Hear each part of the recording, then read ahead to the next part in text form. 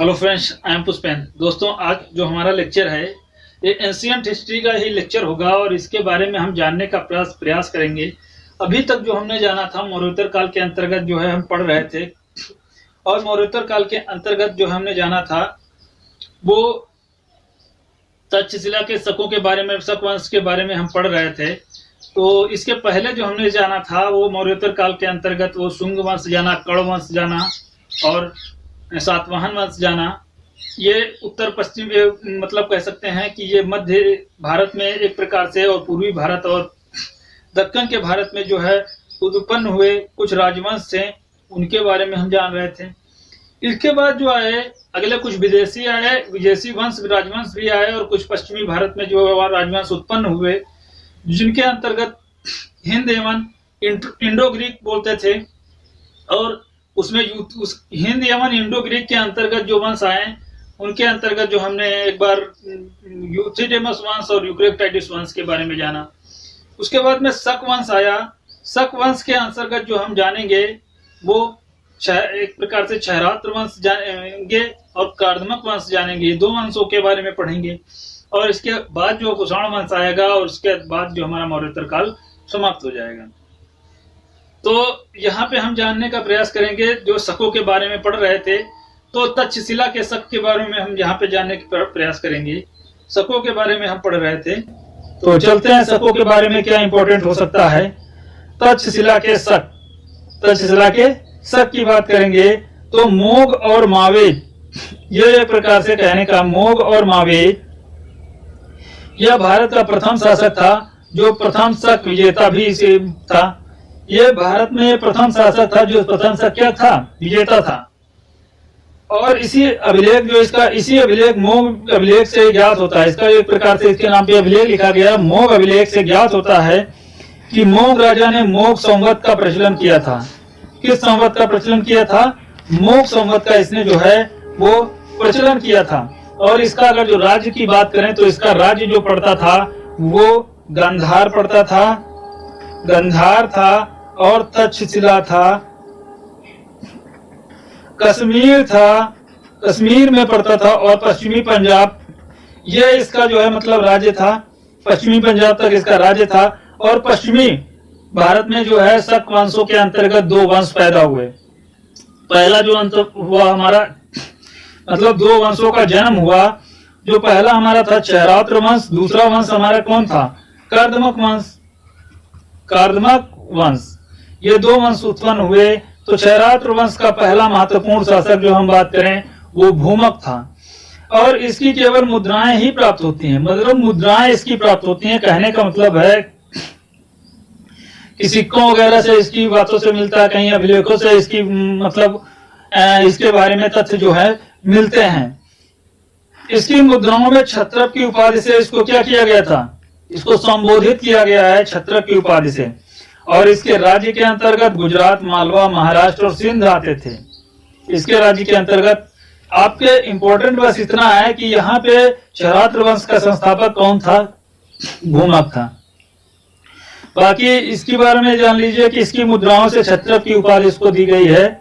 बाकी इंपॉर्टेंट इससे नहीं, इसका कहां से कहां तक राज्य आता था एग्जाम में नहीं पूछा जाता है। इसके बाद इसका वंश का अगला शासक है नहपान। नहपान इस वंश का जो है सबसे महान शासक था। इसकी मुद्राओं में इसे महाक्षत्रप की उपाधि दी गई है, महाक्षत्रप की उपाधि दी गई है। पेरिप्लस ऑफ द इरिथ्रियन सी ग्रंथ में उल्लेख मिलता है कि नहपान यूनानी भाषा के मेम्बरेंस नामक मतलब नाम से इसको संबोधित किया गया था। किससे? यूनान की जो भाषा थी मेम्बरेंस। इसके महाक्षत्रप एक प्रकार से पेरिप्लस ग्रंथ में जो उल्लेख मिलता है कि नहपान जो था उसको मेम्बरेंस बोला गया था, मेम्बरेंस नाम से संबोधित किया गया था। और यूनानी स्रोतों से ज्ञात होता है कि नहपान की जो राजधानी वो मित्र नगर है, जो इस समय क्या है उसको नासिक बोलते हैं, नासिक में पड़ता है। नहपान भारत का प्रथम राजा था जिसने सिक्कों में 3 लिपियों के लेख लिखवाए थे, ब्राह्मी लिपि, खरोष्टी लिपि और यूनानी लिपि। मतलब 3 सिक्कों पे जो कितने प्रकार के लिए 3 प्रकार के इसने लेख लिखवाए थे। इसके बाद जो अगला वंश आया वो कर्दमक वंश आया। ये शक वंश के अंतर्गत जो हम पढ़ रहे हैं, आपसे एग्जाम में क्वेश्चन पूछा जा सकता है कि शक वंश के अंतर्गत कौन कौन से 2 राजवंश उत्पन्न हुए थे। तो 4 ऑप्शन दे देगा और उसमें से 2 दे देगा या 4 दे देगा ऑप्शन, उसमें से कोई इनमें से एक ही रख देगा किस राजवंश का जो है उदय हुआ था। तो इस प्रकार से यहाँ से क्वेश्चन बन सकता है। तो कार्दमस वंश की अगर जो हम संस्थापक की बात करें, स्थापना करने वाला जो है एस्टेब्लिश इसको किया था वो यशोमतिक ने जो है इसको स्थापित किया था, इसको चलाया था, इसको आगे किया था, प्रोसीड किया था। यशोमतिक का जो पुत्र था चेस्टन इस वंश का पहला महत्वपूर्ण शासक था। इस वंश का पहला महत्वपूर्ण शासक था और चेस्टन, इसलिए इसको जो है चेस्टन वंश भी बोला गया। आपसे एग्जाम में ये क्वेश्चन पूछा जा सकता है किस वंश को चेस्टन वंश बोला गया। तो जो कार्दमक वंश है इसी को चेस्टन वंश बोला गया था, क्योंकि इसका जो एक प्रकार से पुत्र था यशोमतिक का, वही चेस्टन था। ये महान एक प्रकार से पहला महत्वपूर्ण शासक था, इसके नाम पे ही इसको रखा गया था। इसके बाद इस वंश का अगला शासक आया जिसका नाम रुद्रामन है।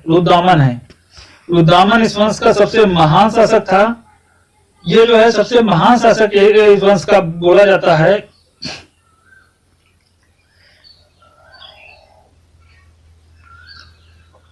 महान शासक के समय अपने दादा चेस्टन के साथ इसने मिलकर के एक प्रकार से क्या किया था, इसका जो दादा था चेस्टन उसके साथ ये मिलकर के शासन किया था और द्वैराज्य शासन की एक प्रकार से प्रणाली स्टार्ट हुई, मतलब चली थी। तो किसके समय, रुद्रामन जब आया था।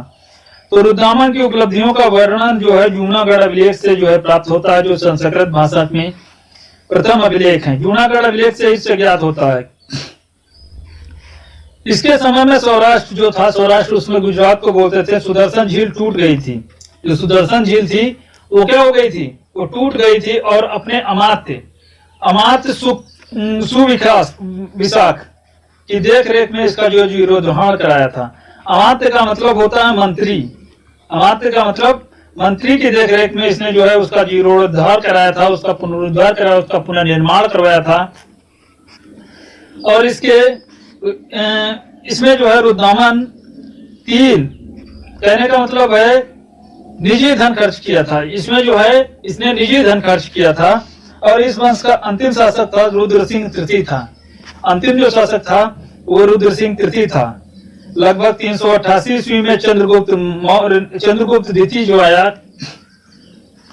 ने रुद्र सिंह तृतीय को पराजित कर दिया। रुद्र सिंह जो था तृतीय को पराजित कर दिया और गुप्त साम्राज्य में इसको मिला लिया। गुप्त साम्राज्य में इसको जो है मिला लिया था। और इसी के पश्चात चंद्रगुप्त द्वितीय ने जो है किसकी उपाधि धारण की थी, विक्रमादित्य की इसने उपाधि धारण की थी। तो ये रुद्रामन की अगर जो बात करें तो, और शकों की अगर जो बात करें तो शकों ने चांदी और तांबे के सिक्के चलाए थे। शकों ने किसके सिक्के चलाए थे, चांदी के भी इन्होंने सिक्के चलाए थे और तांबे के भी ये सिक्के चलाए थे। इसके बाद अगला वंश जो उत्पन्न हुआ वो कुषाण वंश आया। कुषाण वंश के बारे में हम कुछ जान लेते हैं। जैक्जाटिक प्रदेश दीख यूची 5 मतलब एक प्रकार से शाखाओं में विभक्त था, शाखाओं में विभाजित था। और इसकी जो शाखा के नाम था कुए-ई-सुवांग था, जिसे कुषाण कहा गया, मतलब जिसको कुषाण कहा जाता है। और भारतीय ग्रंथों में कुषाणों को जो है ऋतिक कहा जाता है। भारत के जो ग्रंथ हैं इसमें कुषाणों को ऋषिक कहा जाता है। और कुषाण वंश का संस्थापक जो था वो कुजुल कैडफिस था। कुषाण वंश का जो संस्थापक था वो कौन था, कुजुल कैडफिसस था। एग्जाम में क्वेश्चन बस यही पूछा जाएगा, कुषाण वंश का संस्थापक कौन था। तो ये कुजुल कैडफिसस था जो बैक्टीरिया के केंद्र बनकर इसने क्या किया था, इसने बैक्टीरिया को केंद्र बनाया था और शासन किया था। इसके बाद जो अगला शासक आया विम कैडफिसस था। विम कैडफिसस था जिसका जो नाम था कुजुल कैडफिसस। इसके बाद अगला शासक आया विम कैडफिसस। विम कैडफिसस जो है कुषाण वंश का पहला शासक था जिसने भारतीय क्षेत्रों पर क्या किया था, गांधार, परजान और मजुरा पर इसने विजय प्राप्त की थी। मतलब कुषाण वंश का जो कुजुल कैडफिसस शासक था उसने बैक्टीरिया को केंद्र बना करके शासक किया था। लेकिन इसके बाद विम कैडफिसस आया जो पहला शासक था इसने भारतीय क्षेत्र जैसे हो गए, गांधार हो गया, पंजाब हो गया और मथुरा पर इसने जो है विजय प्राप्त की थी। ये जो एक प्रकार से भारत में आया था। विलियम कैडफिशस भारत में कुषाण वंश का संस्थापक भी था। विलियम कैडफिशस भारत में कुषाण वंश का संस्थापक था और इसने तांबे की मुद्रा, एक तरफ शिव के और नंदी के त्रिशूल, एक तरफ शिव और नंदी का त्रिशूल था, नंदी व त्रिशूल था, और दूसरी तरफ कौन थे, महेश्वर शब्द अंकित करवाया था। दूसरी तरफ इसने महेश्वर शब्द अंकित करवाया था। इसके बाद कुषाण वंश का अगला शासक आया जिसका नाम कनिष्क था। विलियम कैडफिशस के साथ जो है, इसके बारे में आप ध्यान रखिए, एग्जाम में क्वेश्चन पूछ दिया जाता है। विलियम कैडफिशस कनिष्क जो है प्रकार से मतलब विलियम कैडफिशस के बाद कनिष्क जो है शासक बना था, जो इस वंश का सबसे महान शासक था, क्योंकि इसकी जो है राजधानी सांस्कृतिक उपलब्धियां थी। इसकी जो है राजनीतिक और सांस्कृतिक उपलब्धियां थी, सॉरी राजधानी नहीं, राजनीतिक और सांस्कृतिक उपलब्धियां थी। कनिष्क जो था, कनिष्क ने राजारोहण तिथि से लेकर विद्वानों से इसके मतभेद है, लेकिन अधिकांश विद्वान जो है इसको 78 ईस्वी में मानते हैं। मतलब इसके सन को लेकर के कई लोग मतभेद करते हैं कि नहीं इसने इस काल में आया होगा, लेकिन ज्यादातर जो लोग इसको मानते हैं 78 ईस्वी इसको मानते हैं। और कनिष्क राजारोहण के जो है संवत कनिष्क या संवत या शक संवत प्रारंभ हुआ था। यहाँ से संवत सैनिक से शक संवत भी प्रारंभ हुआ था। संवत मतलब भारत में कैलेंडर का जो है प्रकार से आधार बनी है। संवत यही जो बना है भारत में कैलेंडर का आधार बना है। कनिष्क की कौन कौन सी राजनीतिक उपलब्धियां थी? कनिष्क जो साम्राज्यवादी विचार का जो है प्रचारक था, मतलब विचार का शासक था, प्रचारक नहीं। कनिष्क से 3 बड़े राज्य उत्पन्न हुए थे। साम्राज्य जो था वो चीन था इसका, और पोर्थिया ईरान में था, और रोम, ये मतलब 3 क्षेत्रों में इसका जो है एक प्रकार से साम्राज्य था। पार्थिया के इसने पूर्ण शत्रुतापूर्ण इससे संबंध थे, पार्थिया से इसके पूर्ण शत्रुतापूर्ण संबंध थे, जबकि रोम के साथ इसके जो है मैत्रीपूर्ण संबंध थे। चीन और पार्थिया इन दोनों क्षेत्रों से इसके जो है शत्रुतापूर्ण संबंध रहे हैं, जैसे आज भी देखने को मिलते हैं चीन और पार्थिया से। और अगर जो हम ईरान जो है ना, ईरान से वैसे तो शत्रुतापूर्ण नहीं है, लेकिन चीन और पार्थिया, चीन से अगर जो है अब आज भी जो है एक प्रकार से शत्रुतापूर्ण संबंध आपको देखने को मिल रहे होंगे, जबकि रोम से इसके जो है मैत्रीपूर्ण संबंध थे। कनिष्क जो था चीन के हान वंश के शासक होती की राजकुमारी से विवाह करना चाहता था। इस उपलक्ष्य में जो है कनिष्क ने चीन के शासक के पास अपने विवाह का प्रस्ताव मतलब लेकर एक राजदूत इसने भेजा था। चीन के शासक ने इस प्रस्ताव को ठुकरा दिया था और कनिष्क राजदूत को क्या किया गया, कनिष्क के राजदूत को इसने बंदी बना लिया था। तभी से यहाँ से बात कर लेते हैं कि ये शत्रुतापूर्ण इसके जो है संबंध थे। इसी घटना को एक प्रकार से कनिष्क ने चीन पर आक्रमण किया था। इसी घटना के कारण कनिष्क ने चीन पर आक्रमण किया था और चीनी सेना के एक प्रकार से शक्तिशाली सेना जो थी पान चाओ, कनिष्क को क्या किया था, इसने पराजित कर दिया था। और कुछ दिनों के बाद पान चाओ की क्या हो गई थी, मृत्यु हो गई थी। इसने जो है कुछ मतलब कनिष्क को पराजित किया था। नहीं, कनिष्क को किसने पराजित किया था, पान चाओ ने।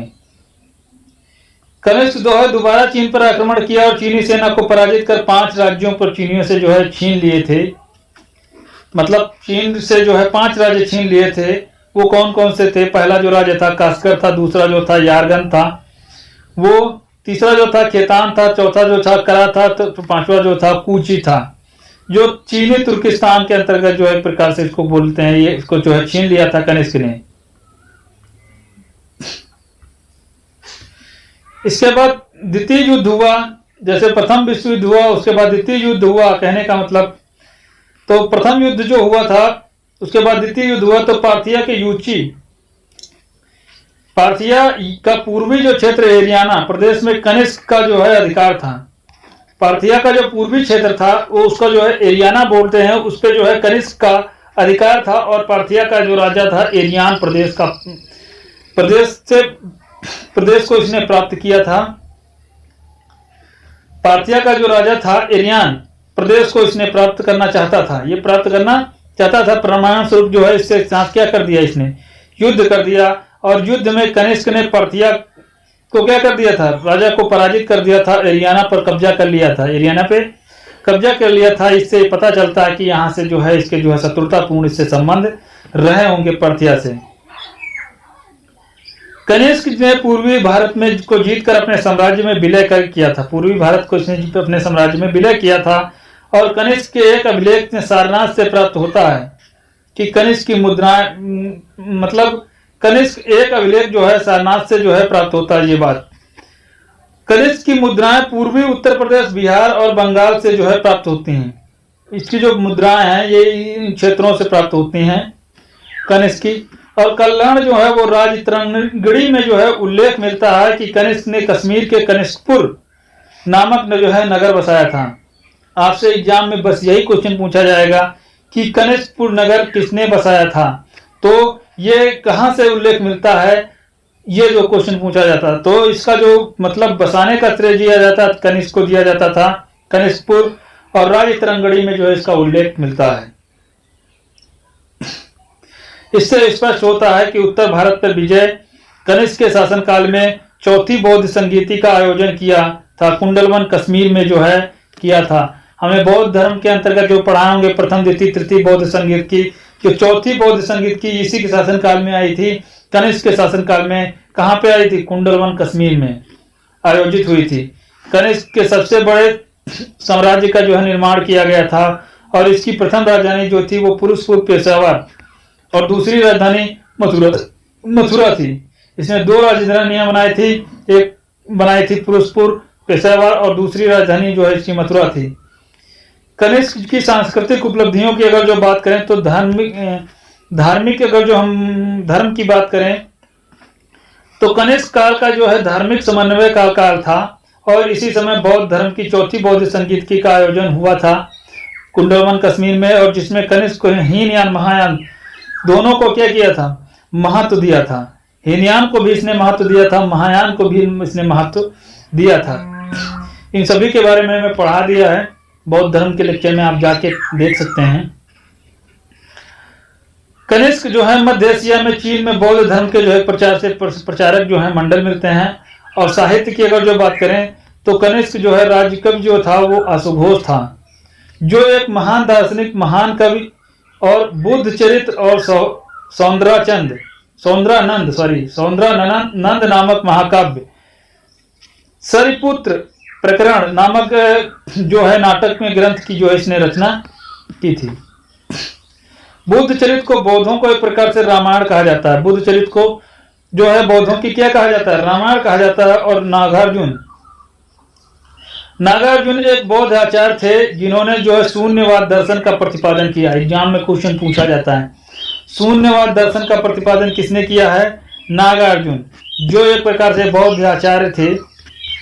इन्हें जो है भारत में आइंस्टीन भी कहा जाता है। भारत का एक प्रकार से इनको जो है आइंस्टीन किसको बोला जाता है? नागार्जुन को बोला जाता है। वसुमित्र भी एक बौद्ध आचार्य थे। और इन्होंने महाविभाष शास्त्र नामक ग्रंथ की रचना की है। चरक आयुर्वेदाचार्य हैं जिन्होंने चरक संहिता नामक एक प्रकार से चिकित्सीय ग्रंथ की रचना की है। इसके बाद आए स्थापत्य कला की अगर जो बात करें तो कनिष्क ने पुरुषपुर और कनिष्कपुर नामक नगर को स्थापना मतलब बसाया था। और इसने जो है पुरुषपुर में 13 मंजिला मतलब 400 फीट ऊंची जो है मीनार बनाया था। मीनार मतलब एक टावर जो है इसने बनवाया था, कह सकते हैं मीनार टावर। और मूर्ति कला की अगर जो बात करें तो गांधार शैली जो है इसके मूर्तियों में जो है देखने को मिलती है। इसी शैली का विकास जो है गांधार प्रदेश में हुआ है। कहाँ पे हुआ है? गांधार प्रदेश में हुआ है। और इसने जो है इसमें शैली जो है यूनानी, लेकिन विषय जो है वो भारतीय। शैली जो है यूनानी है लेकिन विषय जो है एक प्रकार से भारतीय, भारत में जो है जन्मी। इस शैली में बुद्ध का सर्वाधिक मूर्तियों का जो है निर्माण किया गया है। इसी शैली में बुद्ध की सर्वाधिक मूर्तियों का निर्माण किया गया है गांधार शैली में, ये आप याद रखिए। और इस कला में मूर्तियां जो है सेलेटली और चूना पत्थर से द्वारा निर्मित हुई मिलती हैं। इसके बाद मथुरा शैली की अगर जो बात करें, शैली का विकास मथुरा के आसपास क्षेत्रों में जो हुआ था। और इस शैली में शुद्ध भारतीय शैली एक प्रकार से थी। ये जो शैली थी वो शुद्ध भारतीय शैली है, मथुरा शैली। कनिष्क के उत्तराधिकारी की बात करें तो कनिष्क के पश्चात इसका उत्तराधिकारी जो था वशिष्ठ था, जिसकी पहचान किससे हुई? जुष्क राजा से हुई है। इसकी पहचान एक जुष्क राजा ने की जाती है। कौन सा राजा था? वो जुष्क राजा था। महत्वपूर्ण तथ्यों की अगर जो हम बात करें तो महत्वपूर्ण तथ्य इसके बारे में क्या हो सकते हैं, जितना हमने पढ़ा है उससे जो है महत्वपूर्ण तथ्य क्या हो सकते हैं। तो कनिष्क जो है बस मतलब, और कलहंड राजतरंगी में उल्लेख मिलता है कि वशिष्ठ कश्मीर के जुष्पुर नामक एक प्रकार से क्या किया था? नगर बसाया है। दो ये जुष्क था राजा, इसके मतलब एक उल्लेख मिलता है, अभिलेख से उल्लेख मिलता है, राजतरंगी जो अभिलेख है उससे उल्लेख मिलता है। उसमें उल्लेख किया गया है, कलहंड ने इसमें किया है कि जो वशिष्ठ जो राजा था, जो वशिष्ठ राजा था, उसने क्या किया था? जुष्कपुर नामक जो इसने नगर बसाया था, और हुसुस्क, इसके बाद हुइस्क ने कश्मीर के हुइस्कपुर नामक नगर बताया था। अगला शासक क्या आया? वो हुइस्क आया। उसका नाम वशिष्ठ के बाद कौन था? हुइस्क था। उसने जो है कश्मीर में हुइस्कपुर नामक नगर बसाया। और इसके बाद शासक आया वसुदेव प्रथम आया, वसुदेव दिसम आया। दिसम द्वितीय के समय कुषाण वंश का पतन होने लगा था। वसुदेव प्रथम, वसुदेव द्वितीय के समय कुषाण वंश का जो है पतन होने लगा था, और गुप्त काल का एक प्रकार से जो है मतलब आने लगा था, उस समय देखने को मिलते हैं। और इस वंश का अंतिम महत्वपूर्ण एक प्रकार से शासक जो था वो लुगर्तमान था। अंतिम जो महत्वपूर्ण जो शासक था उसका नाम जो था वो लुगर्तमान जो है मिलता है, लुगर्तमान। याद रखना, अंतिम महत्वपूर्ण शासक जो था कुषाण वंश का लुगर्तमान जो है था।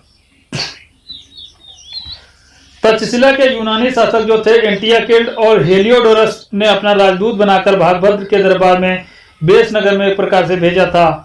तो किसने भेजा था? तक्षशिला का जो यूनानी शासक था एंटियाकिल्ड ने, उसने अपने हेलियोडोरस को मतलब किसने दरबार में भेजा था, और भागभद्र के दरबार में भेजा था। कहाँ पे भेजा था? बेस नगर में भेजा था। हेलियोडोरस जो है भागवत धर्म का अनुयायी बन गया था। इसी जो है भागवत धर्म का अनुयायी बन गया था, और जिसकी राजधानी बेसनगर अभिलेख से जो है मिलती है। इसकी जो है जानकारी जो है वो एक राजधानी नहीं, इसकी जो जानकारी है वो बेसनगर अभिलेख से प्राप्त होती है। मौर्योत्तर काल में कुछ विदेशी वर्ग जो है भारतीय समाज के द्वितीय श्रेणी में क्षत्रिय के रूप में इनको जो है शामिल किया गया है। यूनानी शासक स्ट्राटो द्वितीय शीशे के सिक्के इसने जो है जारी किए थे। शक शासक जो था नहपान,